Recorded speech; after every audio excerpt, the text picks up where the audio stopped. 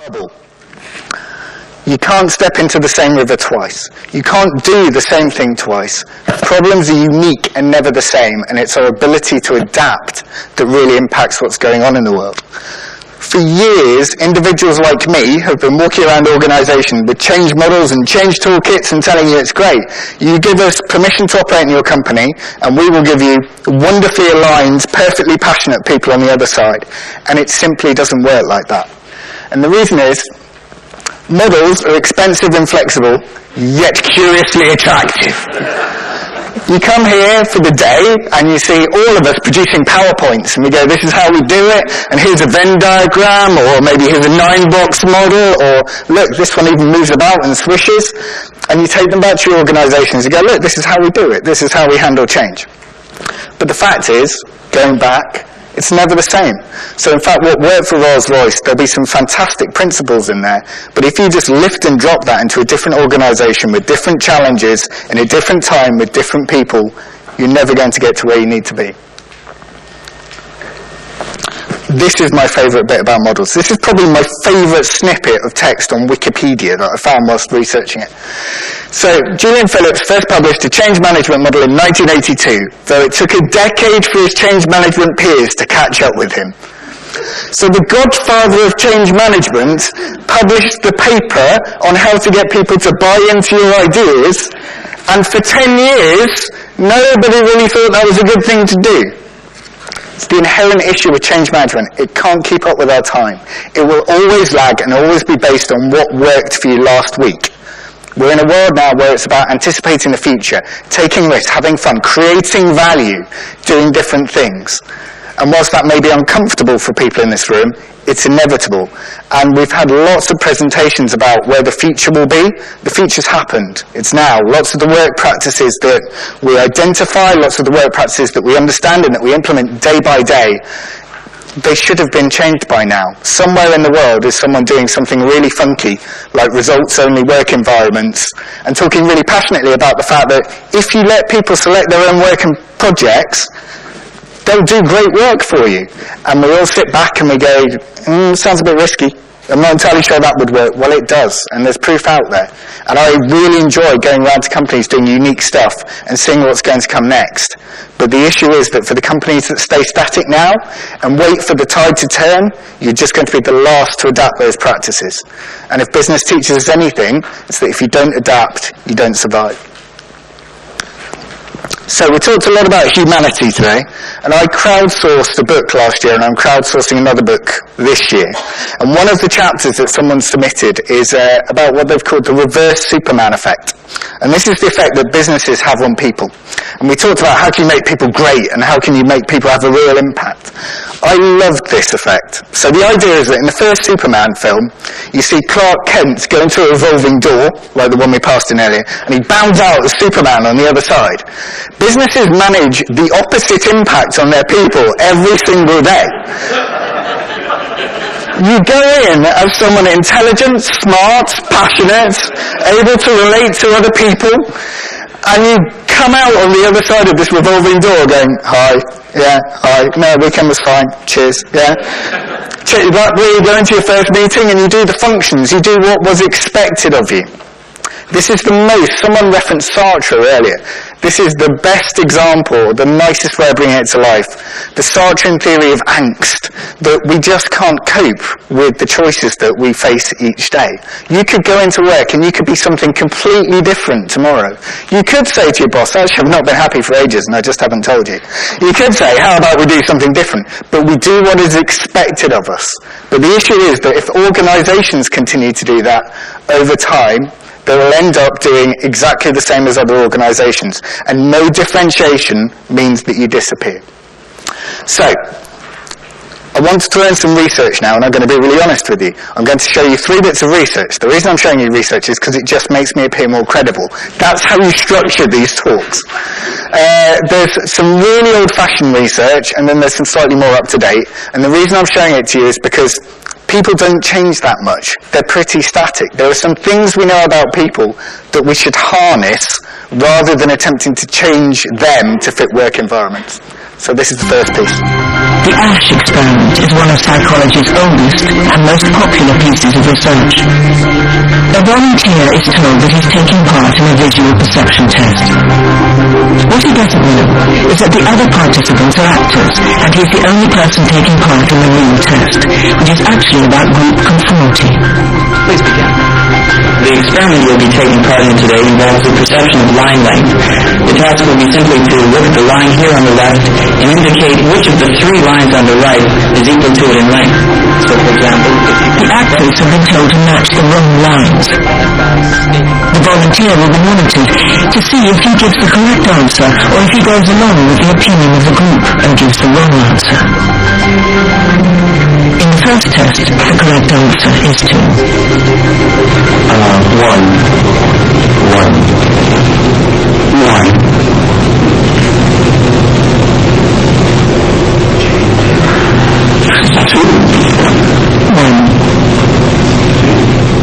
Once again, the correct answer is 2.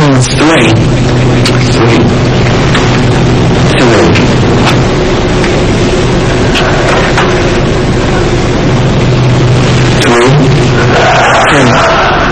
The Ash experiment has been repeated many times and the results have been supported again and again.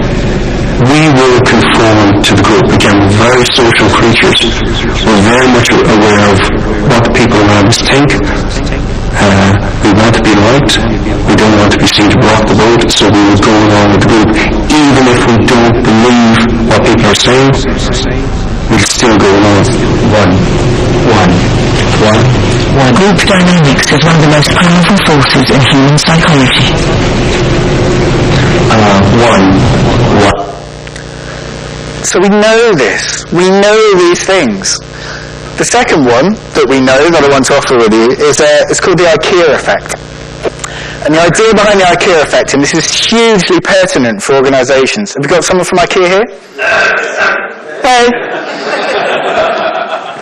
Is that IKEA do something that's absolutely genius. See?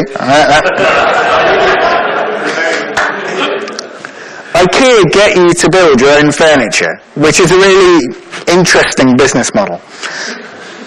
And I struggle with that because I'm the kind of person who never looks at the instructions. So it's not IKEA's fault, this is down to me. So after about a day, I will end up with a wardrobe that's slightly tilting to one side, fantastic materials and all that kind of thing, but tilting off to one side.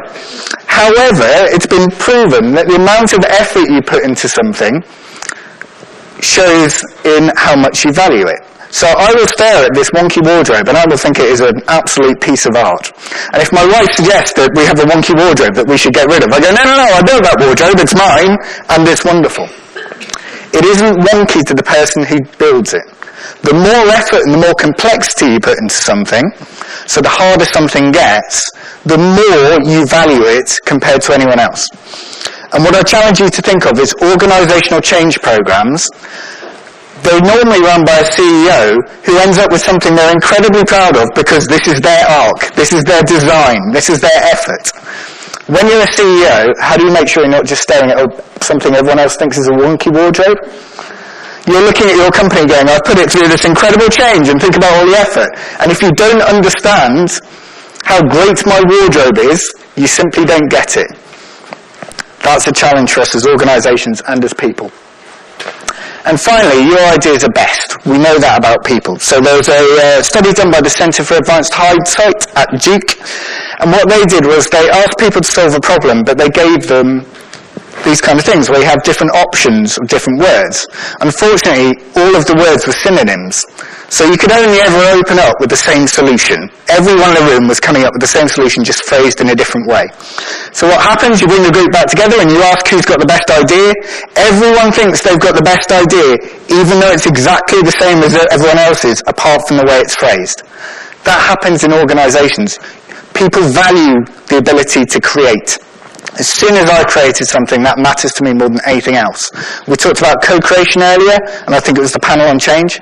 Most important thing, if you let people feel and believe that they are in control of things, that level of autonomy will course throughout your company in terms of the quality of results that you can achieve. Capitalise on what we know about people. Don't try and change people to fit boxes. And I've got an example. How am I doing for time? I've had 15 minutes, I've got 15 more. Brilliant, halfway through. What you can do, and I think this is an interesting area ethically, is you can't change people, but you as a group, because you are all influential people within this space, have the ability to change the way people behave. And they are subtly different things, but really important.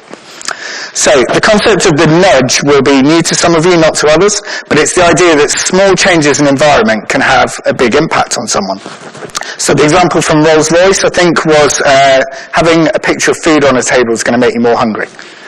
And in fact, there are a few that I wanted to share with you because it shows how profound a small change can have on the output. So, different countries have different policies in terms of organ donation. Asking people to opt out of organ donation rather than opt in, like we do in the UK, increases the percentage of people willing to give their organs by up to 80%.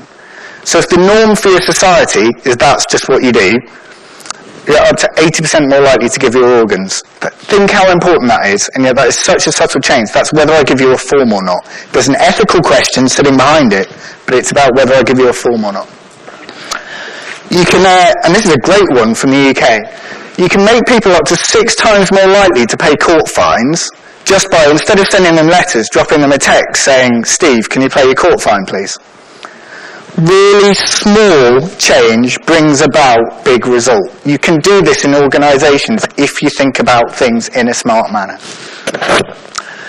Next, asking someone to sign to confirm they're telling the truth before they fill an insurance claim form makes them far less likely to commit fraud than asking them at the end. Which kind of makes sense, really, because when you fill an insurance claim, if anyone in this room has, they ask you what happened and you write it, and then they go, are you lying? And you have to go, phrase it the other way and say, please confirm to me that what you're going to tell me is true, and that's the first thought in your head. This has significant implications for recruitment processes, for all sorts of things in business. But you can impact whether people tell you the truth or not simply through that mechanic. And this is a great one because it's sustainable. Do you have overdraft charges in Germany? So if you spend too much in your bank account, does the bank charge you money? Yeah? If I were to survey you and say, do you think those charges are reasonable or not, you would immediately become less likely to go overdrawn and to be charged for it. If I were to do that several times during the same month, bizarrely, that alters your behaviour for up to 2 years. Just the process of asking you that question. Take these principles, not necessarily of these nudges, but take the principle of being able to harness how people think and apply that to organisations. And you can create buy-in, you can create inventiveness, you can create commitment without needing to change the people, without needing to go through complex programs. You can alter the environment, and Lord knows some of the people in this room are the best placed in this country and possibly the world to alter environments. You can have significant impacts on people's behaviour. Because everything's international now. When I grew up, Puuh Bridge didn't have a sign. It then shifted to a sign that said Puuh Bridge, and now it has Puuh Bridge in different languages. The world is becoming a far more complex place because it's easier to replicate things than it's ever been before. I have a friend who started a business in January last year. Never done anything like it before. He was an accountant. And he's now mass producing headlights for buggies. So kind of like, you know when you put take a buggy out on a dark night, he's now got headlights for those. Great idea, great idea. But a few years ago that would have been impossible for someone to take that idea and turn it into reality so quickly. We're able to do that now because actually China is just really good at this stuff. If you produce something now, China will be able to produce it in a week, cheaper. There's a huge economy of scale. So what Western economies need to be are relentlessly creative economies. Creating value, creating innovation the whole time.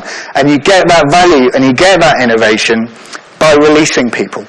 Because if you run a 20,000 person company, you are far better off having 20,000 people thinking about how to improve it than you are having a small innovation unit sitting off to the side. It is a fundamentally different way of doing business. So, I said that we would end up with drinks. We're in Berlin, and I fell in love with Berlin when I came here in December. So my wife lived here when she was younger, and we took our daughter to the zoo because my wife remembered that hugely fondly. And it's an incredible landmark, so I'm not criticising Berlin Zoo at all, so don't throw things at me. But as we were walking around, my 4-year-old daughter said that she was really sad to see the animals in the zoo. She asked me why we'd have animals in the zoo when we can see them on TV. And in fact, when the zoo was built, we didn't have access for people to fly around the world and see different things. We didn't have the Discovery Channel where you could see things. So it kind of made sense to collect animals here for people to see. But if you designed Berlin now, you would not give 84 acres of it over to a zoo. You would not create a fresh city and go, well, the first thing we need to do is fly in animals from all around the world, put them in the middle, and then we'll build a city around that. So, the beer mat test, and this applies to any organisation, it's the easiest organisational diagnostic you can have, is if I sat down with you in the pub after this, and we had a drink, and I said to you, if you were starting your business now, what would you do? And you charted it out on a beer mat. That's your beer mat test. That is where you need to transition your business to. And the best way of transitioning your business to that is setting people free. So my challenge to you after we finish this is to go and have drinks, go and enjoy yourself, but start thinking about what that beer mat would look like for you and your company. In terms of if it was new and if it was fresh, what would you dump and consign to the past, be it hierarchy, be it the way that you deal with data, be it some of your interactions, and what would you do fresh from the beginning? Because Winnie the Pooh is very dear to me. If you started from scratch, you wouldn't have bears sitting in the middle of Berlin. So set your people free, don't cage them, don't give them barriers, and let's try and create exceptional companies, because we need to create new things relentlessly to stay ahead. That's how the world works now. Thank you.